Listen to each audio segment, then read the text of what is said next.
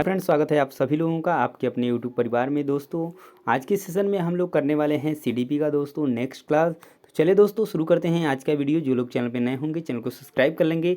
दोस्तों तो सभी लोगों को पता चल गया होगा कि जो सीटेट का एग्ज़ाम है दिसंबर में, वो 15 दिसंबर को जो है कि आ चुका है। और इस तरीके से आपको अपनी तैयारी करनी है। आपके पास 2 महीने से भी अधिक समय है, 2.5 महीने का समय है। तो आप अगर अपनी तैयारी को करते हैं तो बहुत ही बेहतर तरीके से कर सकते हैं। ठीक है, तो चलिए नेक्स्ट अगले वीडियो में जो है उसके हम एग्जाम पैटर्न, सिलेबस और सारी चीज़ों के बारे में बात करेंगे। पर आज ये सेशन कंप्लीट कर लेते हैं, आज का ये वीडियो। तो चलिए शुरू करते हैं। पहला क्वेश्चन है दोस्तों कि शिक्षकों का कौन सा व्यवहार बच्चों में जेंडर रूढ़िवादिता, पक्षपात कम करने में सहायता करता है। देखिए कम करने के लिए बात किया गया है, इसे ध्यान दीजिएगा। ठीक है, तो क्वेश्चन बिल्कुल पॉजिटिव पूछा गया है। उसके बाद देखिए क्या चीज़ दे रहा है ये चीज़। तो यहाँ पर दिया है कि कक्षा में केवल लड़कों को भारी कुर्सी मेज उठाने को कहना।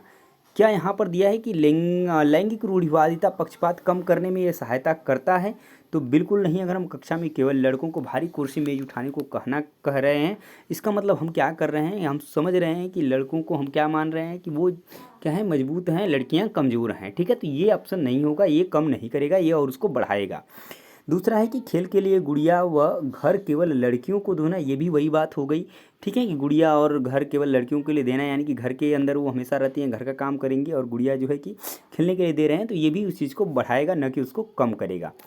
उसके बाद दिया है देखभाल करने वाले व्यवसायों का जिक्र केवल औरतों के संदर्भ में करना, यानी कि हमेशा देखभाल और जो कार्य होता है उसमें औरतों को लिया जाता है। तो इस वजह से यहाँ पर भी जेंडर जो पक्षपात है वो क्या होगा, यहाँ पर जो है बढ़ेगा। ठीक है, उसके बाद दिया है अगला जो ऑप्शन है कि सभी जेंडर में स्वायत्ता व सहानुभूति के गुण विकसित करना। देखिए तो यहाँ पर क्या जो है कम करेगा, ये चीज़ ध्यान दीजिएगा। तो यहाँ पर क्या होगा, जो सही आंसर बन जाएगा वो आपका बनेगा लास्ट आंसर, वो यानी कि ऑप्शन नंबर 4। यानी सभी जेंडरों में क्या करना है, स्वायत्ता और सहानुभूति के गुण के क्या करना है, विकसित करना है। ये जो है लिंग रूढ़िवादिता जेंडर को क्या करेगा, पक्षपात कम करने में हमारी सहायता करने वाला है। तो राइट आंसर ऑप्शन नंबर जो है 4 बन जाएगा क्वेश्चन नंबर 1 का। नेक्स्ट क्वेश्चन की तरफ मूव करते हैं, क्वेश्चन नंबर 2। क्वेश्चन नंबर ध्यान से पढ़िए, क्वेश्चन नंबर 2 को, और आंसर देने की कोशिश करिए। क्वेश्चन नंबर 2 है कि विकास की कौन सी अवस्था की प्रमुखता अमूर्त सोच व अपनी खुद की पहचान खोजने की चाह है। तो इसके बारे में भी आप लोग पढ़े होंगे। जो जिन प्याजे साहब ने 4 अवस्थाएं दी हैं उनमें से एक अवस्था के बारे में पूछा गया है कि वह कौन सी अवस्था है जिसमें जो है अमूर्त सोच व अपनी खुद की पहचान खोजने की चाह होती है। पहला है कि शैशवावस्था, दूसरी है प्रारंभिक बाल्यावस्था, और तीसरी है माध्यमिक बाल्यावस्था, और चौथी है किशोरावस्था। तो देखिए जिसमें बच्चा अमूर्त सोच और अपनी खुद की पहचान खोजने की चाह रखता है वो और कोई अवस्था नहीं, वो लास्ट स्टेज होती है, और वो है आपकी किशोरावस्था। तो राइट आंसर बन जाएगा आपका ऑप्शन नंबर 4। नेक्स्ट क्वेश्चन की तरफ मूव करते हैं, क्वेश्चन नंबर 3। क्वेश्चन नंबर 3 है कि कौन सा परिप्रेक्ष्य भाषा को संज्ञान को सुसाधित करने वाले महत्वपूर्ण उपकरण के रूप में देखता है। भाषा को संज्ञान को सुसाधित करने वाले महत्वपूर्ण उपकरण के रूप में देखता है। क्या व्यवहारवादी, सूचना संक्रमण, सामाजिक, सांस्कृतिक, मनोगतिशील। अगर हम भाषा को संज्ञान से अगर हम जोड़ने की बात करें या सुसाधित करने की बात करें तो जो सबसे अच्छा उपकरण होने वाला है वो समाज और संस्कृति है। इसके माध्यम से भाषा जो है अधिक सुसाधित होने वाली है संज्ञान से। ठीक है, तो यहाँ पे जो राइट आंसर बनेगा वो बनेगा आपका ऑप्शन नंबर 3। नेक्स्ट क्वेश्चन देखिए, क्वेश्चन नंबर 4। क्वेश्चन नंबर 4 है कि कक्षा में विविधता को समायोजित करने के लिए निम्नलिखित में से कौन एक प्रभावी रणनीति नहीं है। ध्यान दीजिएगा, क्वेश्चन निगेटिव पूछा गया है, कौन सा ऑप्शन गलत है ये आपको बताना है। तो यहाँ पर विविधता को समायोजित करने की बात की गई है, और ये इसके लिए कौन सी रणनीति नहीं सही होगी ये आपको बताना है। यह कि छात्रों के सामाजिक और सांस्कृतिक संदर्भ का पता लगाना, इससे तो है विविधता को समायोजित करने में क्या होगी, एक प्रभावी रणनीति है अगर हम पता लगा रहे हैं तो। ठीक है, ये ऑप्शन सही है बिल्कुल। छात्रों की अलग अलग पृष्ठभूमि के अनुसार शिक्षा शास्त्र को अपनाना, बिल्कुल ये भी सही होगा। ठीक है, ये प्रभावी रणनीति है, हमको पूछा है प्रभावी रणनीति कौन नहीं है। ऐसे विविध उदाहरण प्रदान करना जो सभी विद्यार्थियों के लिए अर्थपूर्ण हो, ये भी बिल्कुल सही है, ये बात भी बिल्कुल सही है, ये भी एक प्रभावी रणनीति है। उसके बाद यह है निर्देशों के मानक समूहों का उपयोग करना और शिक्षार्थियों की पृष्ठभूमि को अनदेखा करना। अब देखिए ये ऑप्शन आपका गलत हो जाता है, और यही क्वेश्चन आपका सही भी हो जाएगा क्योंकि पूछा है कि कौन सी प्रभावी रणनीति नहीं है दोस्तों। तो क्लियर है, नेक्स्ट को इस क्वेश्चन का जो राइट आंसर बन जाएगा वो ऑप्शन नंबर 4 बनेगा। मूव करते हैं नेक्स्ट क्वेश्चन की तरफ। चलिए देखिए क्वेश्चन नंबर 5 देखिए। क्वेश्चन नंबर आपका 5 है कि निम्नलिखित में से अर्थपूर्ण अधिगम के लिए आकलन की विशेषता क्या होनी चाहिए, क्या मानकीकृत होनी चाहिए। देखिए मानकीकृत एक क्या है, जो आपका निगेटिव टैग वर्ड है ये आपका कट जाएगा। व्यापक होना चाहिए, बहुत ही व्यापक होना चाहिए, बहुत ही विस्तृत होना चाहिए तो बिल्कुल नहीं होना चाहिए। गुणात्मक भी नहीं होना चाहिए, कैसा होना चाहिए तो ये रचनात्मक आपका होना चाहिए। तो राइट आंसर बन जाएगा इस क्वेश्चन का ऑप्शन नंबर 3। नेक्स्ट क्वेश्चन देखिए, क्वेश्चन नंबर 6 क्वेश्चन है कि समावेशी शिक्षा में क्या शामिल है। कूट वाला क्वेश्चन है, ध्यान दीजिएगा, ऐसे क्वेश्चन आपको एग्जाम में देखने को 100% मिलने वाले हैं। पहला दिया है कि बाधा मुक्त वातावरण प्रदान करना, बिल्कुल समावेशी शिक्षा में बाधा मुक्त वातावरण हमें प्रदान करना चाहिए। बच्चों को उनकी क्षमताओं के आधार पर पृथक करना, नहीं नहीं, ये उनकी क्षमताओं के आधार पर पृथक करना समावेशी शिक्षा का लक्षण नहीं है या शामिल नहीं है। इसमें सबका साथ सबका विकास होता है, सभी को चाहे उनकी जो भी क्षमताएं हैं सबको एक ही साथ रखना है, उनको अलग नहीं करना है। तो ये गलत हो गया। बच्चों की पहचान कर उनका स्तरीकरण करना, ये भी तो गलत हो गया, यानी इसमें भी हम अलग कर रहे हैं, उनको स्तर के अनुसार से अलग कर रहे हैं। पाठ्य पुस्तकीय अनुभव एवं शिक्षा शास्त्रीय रणनीतियों में लचीलापन होना चाहिए, ये बिल्कुल सही है, यानी पहला और चौथा बिल्कुल सही है। और ये आपका किस ऑप्शन में है, तो पहले ही ऑप्शन में है, तो राइट आंसर बन जाएगा इस क्वेश्चन का ऑप्शन नंबर 1।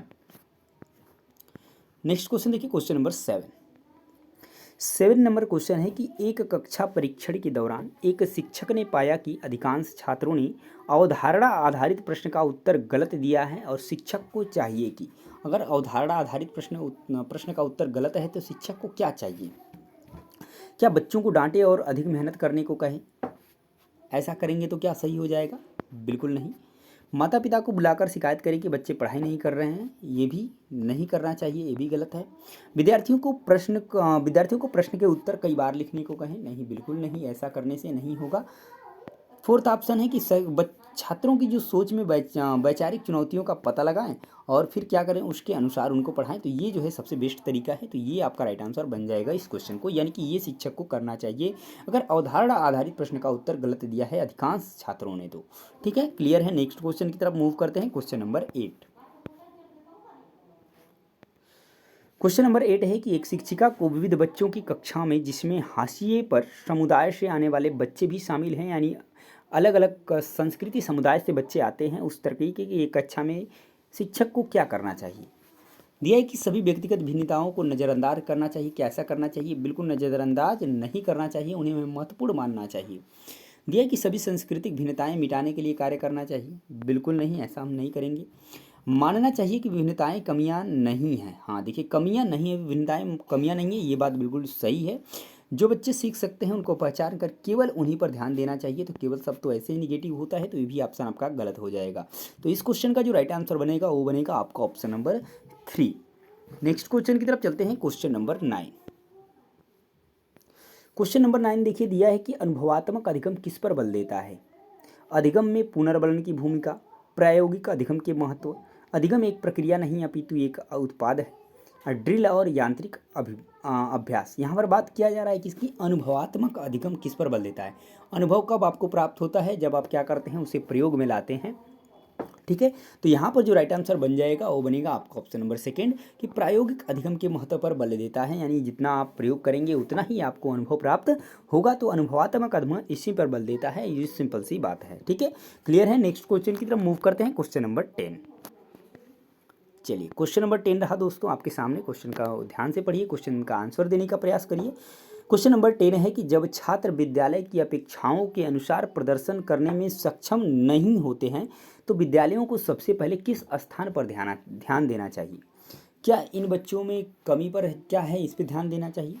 माता पिता की आर्थिक पृष्ठभूमि पर बिल्कुल ध्यान नहीं देना है, माता पिता की सामाजिक पृष्ठभूमि पर भी आपको ध्यान नहीं देना है, विद्यालय और कक्षा का वातावरण और लोकाचार, बिल्कुल हमें बच्चों की कमी पर नहीं बल्कि विद्यालय और कक्षा का वातावरण है और लोकाचार क्या है इस पर हमें ध्यान देना चाहिए, क्योंकि इसका प्रभाव बहुत ही बच्चों के ऊपर पड़ता है, उसके अधिगम पर पड़ता है, तो हमें निश्चित रूप से इस पर ध्यान देना चाहिए। तो राइट आंसर बन जाएगा इस क्वेश्चन का ऑप्शन नंबर 4। नेक्स्ट क्वेश्चन देखिए, क्वेश्चन नंबर 11। क्वेश्चन नंबर 11 है कि अधिगम के लक्ष्यों के लिए बच्चों को प्रोत्साहित करने का एक प्रभावी तरीका क्या है। अधिगम के लक्ष्यों के लिए यह है कि परीक्षा में अच्छे अंक लाने के लिए उन पर दबाव डालना, ये तो बिल्कुल गलत है। अच्छे अंक लाने के लिए हमें बिल्कुल नहीं फोर्स करना है। उनके प्रदर्शन की हमेशा उनकी समकक्षियों से तुलना भी हमें नहीं करना है, बिल्कुल गलत होता है। हर व्यवहार के लिए पुरस्कार और सज़ा प्रस्तुत करना, सज़ा और पुरस्कार जो है बिल्कुल ये चीज़ें दोनों गलत हैं। तो आपके पास एक ही ऑप्शन बचता है कि उनमें अधिगम के लिए प्रेम, आनंद और उत्सुकता क्या कर दें, उत्पन्न कर दें, ताकि बच्चे अपने आप ही क्या कर जाएं, अपने आप प्रेरित हो जाएं और उनमें अपना अधिगम करना शुरू कर दें और अपने लक्ष्य को प्राप्त कर लें। तो क्वेश्चन नंबर 11 का जो राइट आंसर बनेगा वो ऑप्शन नंबर 4 बिल्कुल सही होगा। नेक्स्ट क्वेश्चन की तरफ मूव करते हैं दोस्तों। Question number 12। क्वेश्चन नंबर आपका 12 जो है कि है निम्नलिखित में से कौन सा कथन अधिगम के सामाजिक रचनात्मक दृष्टिकोण में विश्वास का समर्थन नहीं करता है। ध्यान दीजिएगा, क्वेश्चन आपका निगेटिव पूछा गया है। अब चारों ऑप्शन आपके सामने रहे, क्वेश्चन को ध्यान से समझ लिए हैं, क्वेश्चन का आंसर दीजिए। ऑप्शन एक है कि बच्चों को उनकी प्रतिक्रियाओं पर गुणात्मक प्रतिपुष्टि प्रदान करनी चाहिए। शिक्षकों की चाहिए कि प्रश्न पूछने के दौरान बच्चों को उनके चिंतन में विसंगतियों से अवगत कराना चाहिए, बिल्कुल कराना चाहिए। शिक्षकों को बच्चों की भ्रांतियों को दूर करने के लिए प्रश्न पूछने चाहिए और उन्हें अपने चिंतन के संदर्भ में चिंतन करने के लिए प्रेरित करना चाहिए, बिल्कुल करना चाहिए। ठीक है, और बच्चों को उनकी प्रतिक्रियाओं पर गुणात्मक प्रतिपुष्टि देनी चाहिए, ये पॉइंट भी बिल्कुल सही ही था। ठीक है, उसके बाद दिया है शिक्षण प्रक्रिया के दौरान बच्चों को निष्क्रिय भूमिका निभानी चाहिए। क्या बच्चे निष्क्रिय भूमिका निभाएंगे? तो ये तो बिल्कुल ही गलत हो जाएगा और यही ऑप्शन सही होगा क्योंकि क्वेश्चन नेगेटिव पूछा गया था। ठीक है, देखिए समर्थन नहीं करता है, ये आपका पूछा गया था।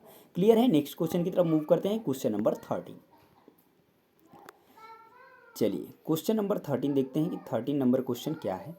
क्वेश्चन नंबर 13 है कि निम्नलिखित में से कौन सी रणनीति छात्रों को प्रभावी समस्या समाधानकर्ता और आलोचनात्मक विचारक बनने से रोकती है। ध्यान दीजिएगा, फिर से क्वेश्चन निगेटिव पूछ दिया गया है। क्वेश्चन डायरेक्टली निगेटिव नहीं बोलेगा, आपको समझना पड़ेगा।